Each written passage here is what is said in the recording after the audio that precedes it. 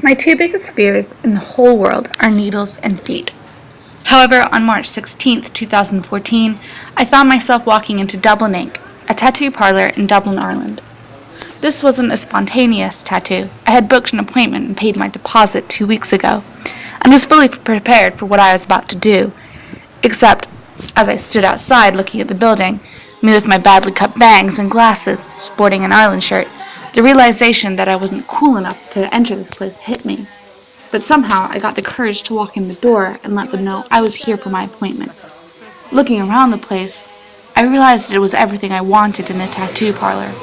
Art on the walls, a relaxed air about the place, and strong Gaelic music pulsing in the background.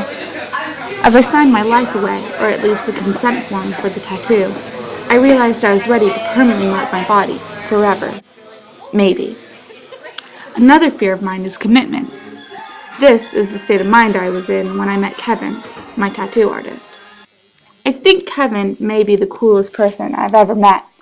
He has a dark brown beard and mustache and heavy eyebrows that are partially hidden by his big Ray-Ban-esque glasses. His ears are home to some of the biggest gauges I have ever seen. I wanted to throw something through them. Both of his arms were covered in tattoo sleeves. He said he was always stopped by TSA at the airport because of the way he looked, even though he was, in his words, feckin' Irish. Together, we went over what I wanted in my tattoo and finalized the design. And all too soon, he said we were ready to begin. Okay, you ready?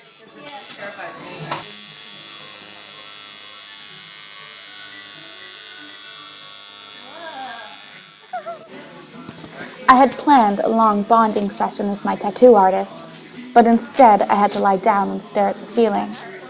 I was suddenly immensely glad I had 3 friends around me to divert my attention away from the needle piercing my skin for the next hour. I got into a comfortable position, with one leg tucked under the other, and my hands steepled over my stomach. I didn't move positions for the next hour, which I think was a first for me. Kevin told me I couldn't move or laugh or do anything to jeopardize the tattoo. No problem. Just don't make her move too much or laugh, and don't drop the bed, okay? Cool. All legit. As the needles started to go through my skin, I was prepared for a much more intense pain. Instead, there was a pinch, overshadowed by the heavy vibrating of the needle. It felt like the intense toothbrushing the dentist sometimes gives you, except it was on my foot. The conversation went through a wide range of topics, from food to social media to torture scenes in TV shows. And for some reason, the friends standing by, watching me get tattooed, it made them all itch for one of their own. Okay, this is what's happening now. We're watching. Speak up. We're watching Jenny get her tattoo, and we really want them. That's the reality. That's the reality of the situation. It wasn't until 20 minutes after it started that my foot started to burn with a sharp pain. Then it became harder to ignore. I had forgotten to mention to my parents that I had decided to get a tattoo. Both, I'm sure, would be opposed. My dad much more strongly than my mom. My dad is a firm believer in the negative stereotype that accompanies tattoos. The worst part of the tattoo session was the moments Kevin stopped to talk to another artist or to switch needles, or to do something that tattoo artists need to do. Because I couldn't see the tattoo being done, it also meant I didn't know when he was going to start or stop, and the suspense hurt.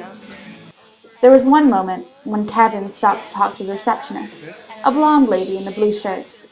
I didn't know at the time what was happening, but later discovered he was double-checking the spelling of my tattoo while he was continuing to tattoo it permanently into my foot. It's like a hand thing. It's like making No, because I don't want anyone in my The pain grew a little more intense whenever the tattoo required shading. Going back and forth over an already sensitive area was not a pleasant feeling. I let most of the pain I was feeling out by pushing together my fingers and curling my toes, a technique I had learned 2 summers ago while getting stitches. All of a sudden, I felt a cool cream being massaged over my foot. That felt heavenly. And the next thing I knew, Kevin told me to check out my new tattoo. Hey!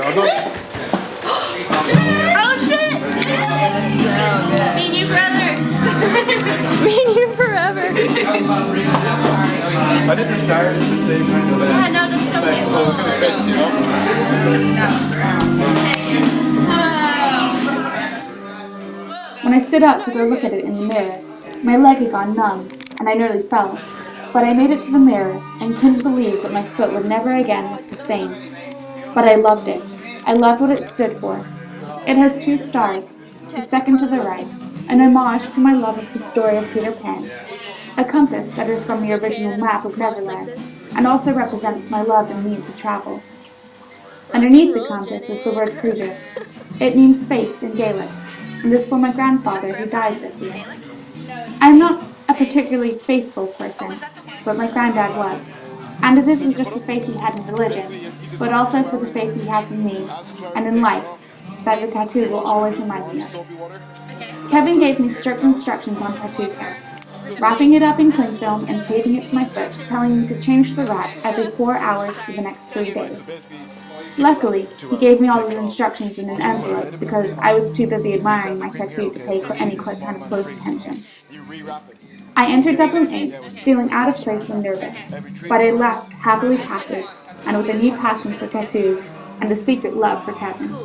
Yeah! Together.